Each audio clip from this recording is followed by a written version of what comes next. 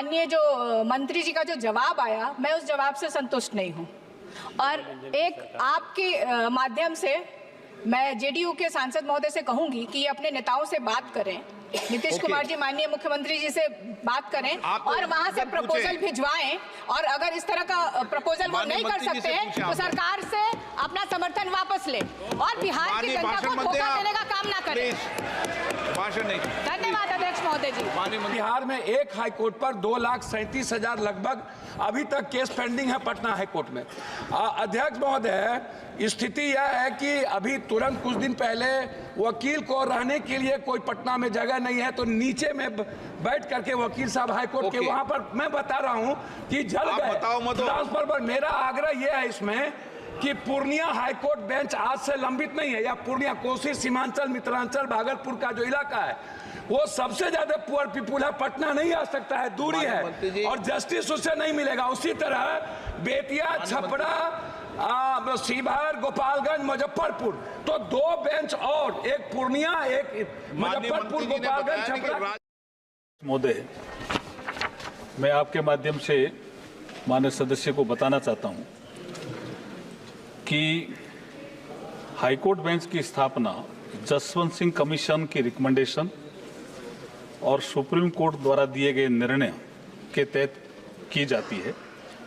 इसके अंतर्गत concern high court के चीफ जस्टिस व गवर्नर की सहमति से स्टेट गवर्नमेंट द्वारा कंप्लीट प्रपोजल केंद्र सरकार को कंसीडरेशन हेतु भिजवाया जाता है। इसी जब वो कंसीडरेशन हेतु प्रस्ताव आ जाता है तो बेंच हेतु आवश्यक इंफ्रास्ट्रक्चर, फैसिलिटी और एक्सपेंडिचर स्टेट गवर्नमेंट द्वारा प्रोवाइड किया जाता है। ये प्रक्रिया जसवंत सिंह कमीशन और सुप्रीम कोर्ट के निर्णय के द्वारा तय की गई है। और इसलिए मैं कहना चाहता हूं कि जो ये बिहार की बात कर रहे हैं, इसमें वर्तमान में भागलपुर या पूर्णिया में पटना हाईकोर्ट की बेंच खोलने से संबंधित कोई प्रस्ताव विचाराधीन भी नहीं है।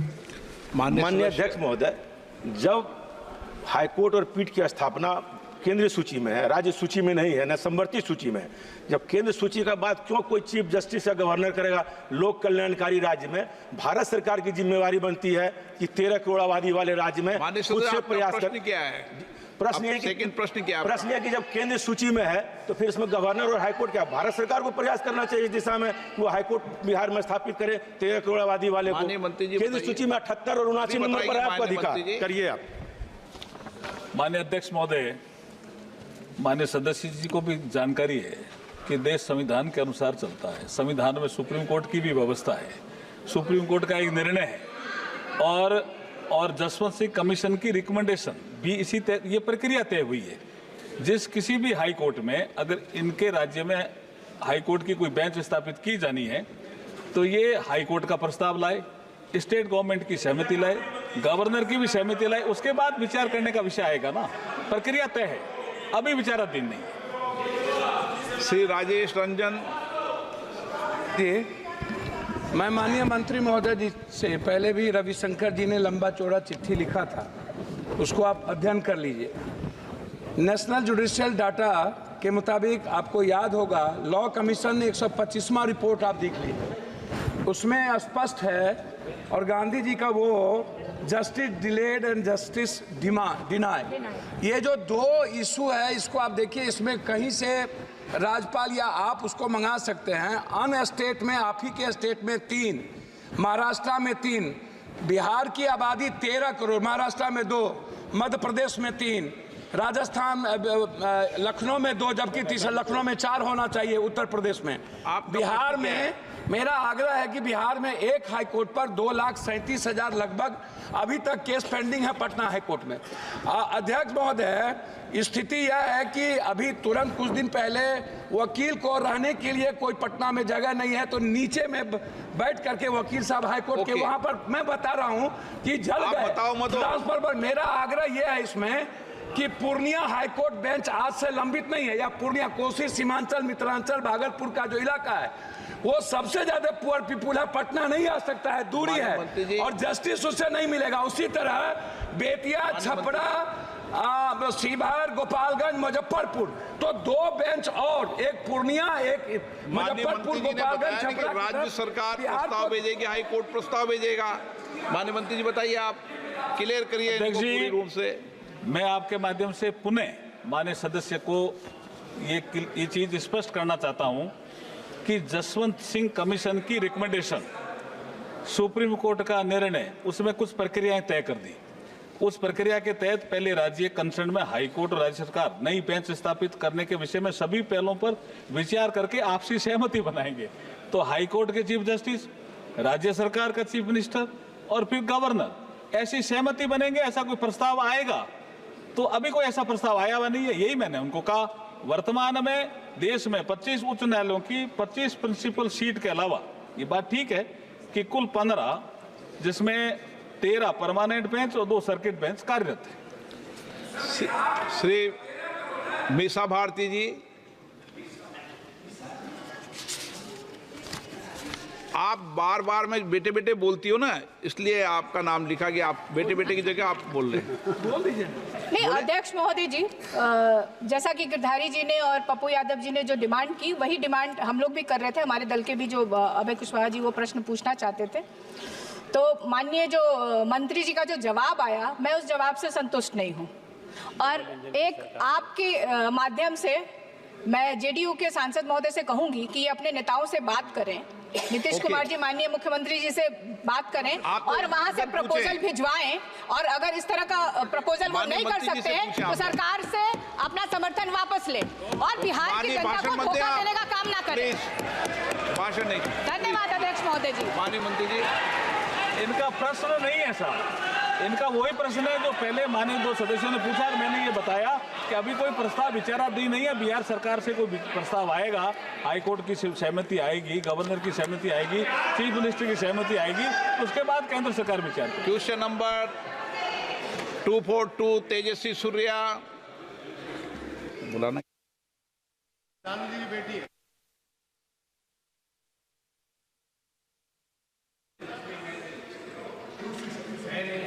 262 तेजस्वी सूर्यान, माननीय मंत्री जी।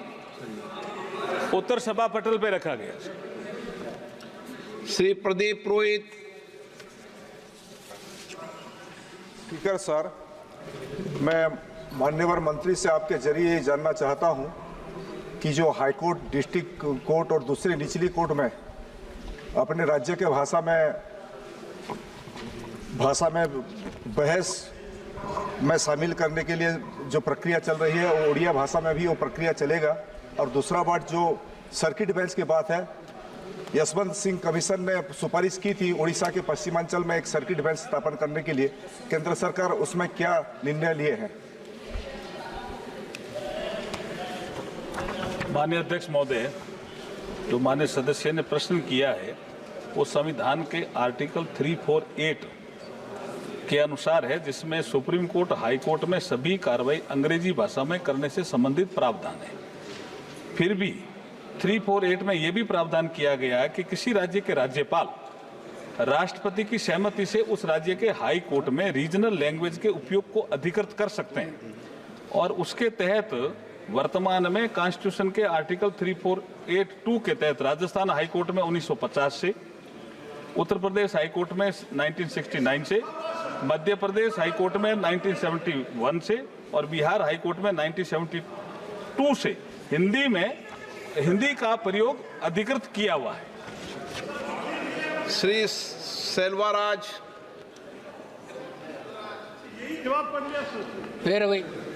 Explained in my reply, but I would like to explain again that worldwide there are 3 models of regulatory bodies that we follow for human as well as veterinary drugs and medicines. There are countries like USA, EU, Japan, and so there are countries like USA, EU, Japan, and New Zealand which follow a common regulatory body. Then there are second categories of countries like the UK, like China, like Brazil, like Australia, which have a separate regulatory body system. And there is this third category wherein the countries follow a model where they have a main national regulatory authority body and within which they have a dedicated veterinary division. So India falls in that third model where we have one regulatory body and within which we have a separate dedicated division for veterinary drugs and medicines. That is how we have the arrangement for regulation. In case of our country, that body is CDSCO, which looks into the quality, safety and efficacy of the drugs, both human and veterinary. And it has a regulatory role in so far as the permission for the import, manufacture or clinical trials of any veterinary drug or human drug or vaccine is required. Okay? That's done. Okay. M.K. Vishnu Prasad. Dr. M.K. Vishnu Prasad. T. Sumati. Thank you very much, sir. Madam Minister, the Nidhi Aayog last year tabled its report on telemedicine for livestock. It also has highlighted a shortage of approximately 41,000 veterinary institutions, veterinarians, and thus called for improving coverage via telemedicine, which is the need of the hour. So I would like to ask Madam Minister, through you, sir, what measures has the ministry or the minister taken in this context, including the regulation of telemedicine for livestock? This question pertains to separate regulatory authority for veterinary drugs and medicine. Telemedicine is not related to it. Question number 266. We don't look into Kartik P. Chidambaram. माननीय मंत्री जी, Will of the House. माननीय सदस्य, It's disappointing that this NDA government, no data available government, does not have data on the number of people who are disabled who seek benefits from the Ayushman Bharat scheme. 4 to 5% of our country have some disabilities. Through you, I would like to know whether the government has got any special plans to make sure that everybody with disabilities is universally covered by this insurance scheme, and whether they have any plans on giving any support for those who have caregivers and whether they will pay for those caregivers. First of all, sir, government has all the data insofar as our eligible beneficiary base is concerned. We are covering bottom 40% population under this scheme, and disability, because the question pertains to disability, sir. I would like to first apprise the House through you and the honorable member, sir, that when we talk about the beneficiary base of PMJ, where do we derive the beneficiaries from? We derive it from the SEC data, we derive it from the RSBY, and we derive it from NFSA. Sir, under SEC data, we have 3 criteria. One is the automatic allocation category. Second is the deprivation criteria for the rural areas, under which D1, D2, D3, D4. If you go to D4, that is specifically for the disabled. So that criteria is disabled member and no able-bodied adult member. So disabled members or disabled persons under SEC have been included in this PMJ scheme.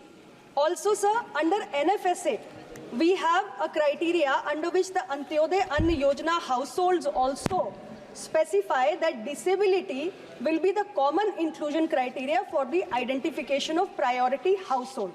Disabled persons who are heading a household which has no societal support or an assured means of subsistence, or disabled person himself who does not have a societal support or assured means of subsistence, they are also included under PMJ. So disabled members are included in different ways under these schemes, but we don't maintain a central repository of only the disabled members, but we have an overall figure which reflects how many people we are covering under this scheme.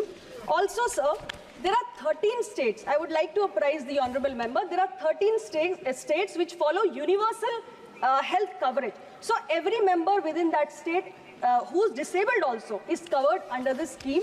And I would like to add that we have a health benefit package under PMJ. that package has been revised 5 times. So the new package of 2022 we have, that package includes 36 medical and surgical packages across 6 medical specialties, which are aimed at helping the disabled persons. And as reported by the state, more than 95,000 admissions across 27 disabilities, across 27 states have happened for the disabled persons. So we very much take care of the disabled persons by way of PM Jai schemes, but in a different way. मैं धन्यवाद दूंगा माननीय मंत्री महोदय को और माननीय प्रधानमंत्री को। आज बजट का भी इन्हांस हुआ है, लेकिन मैं आपका माध्यम से जानना चाहता हूं, पर्टिकुलर ट्राइबल एरिया में जहां पर सिकल सेल एनीमिया और थैलासेमिया का ज़्यादा प्रभाव है, जो माननीय प्रधानमंत्री उसको भी इनिशिएशन लिए है, इसलिए भी धन्यवाद दे रहा हूं। उसका इंफ्रास्ट्रक्चर डेवलपमेंट के लिए और बजट में ज़्यादा पैसा जरूरत है क्या, और इसलिए सरकार इसके बारे में क्या सोचे? माननीय सदस्य को ये बताना चाहूँगा कि जहाँ तक भारत सरकार का सवाल है, हम लोगों ने ये जो जीडीपी में इंक्रीज़ है वो 1.13% हुआ है, और उसको हम 1.35% तक हम 35% तक ले गए हैं।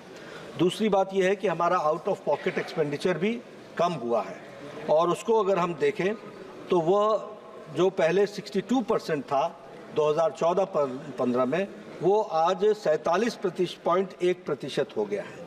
और अगर हम per capita total health expenditure देखें तो वह जो per capita total health expenditure था वो 3,826 था 2014-15 में, और 2019-20 में वो 4,863 हो गया, और वो 27% का इंक्रीज़ था। इस तरीके से हम लोग हेल्थ में जो बजट है उसको हम इंक्रीज़ कर रहे हैं।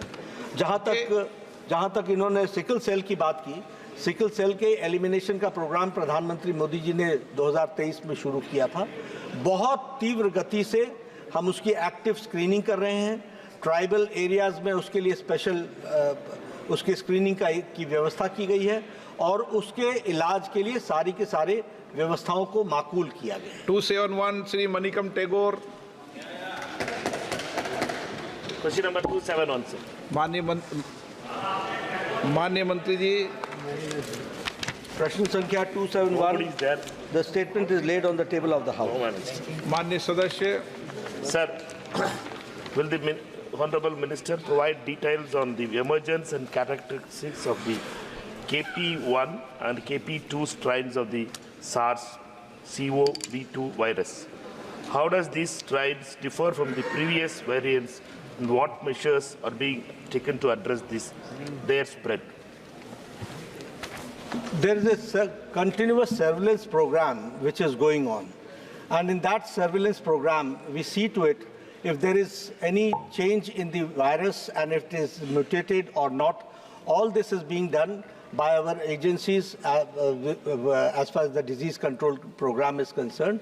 And in that, we always keep we are vigilant on it, and regularly we are monitoring on it. And because of that, if there is any change, we accordingly change our strategy also. Sir, what steps is the government taking to promote community awareness regarding the new COVID-19 strains and the importance of adhering to the respiratory hygiene? How is this awareness being disseminated to the general public? Under the program Information and Education and Communication, there is a regular program. This question is very relevant because one has to be very much aware of the changes which is taking place, and for that our IEC program is there, and in that program community participation and community involvement is done at the grassroots level, so that even in the Arogya Mandir we communicate to the patients and to the vulnerable patients who are there, and that is how we do it.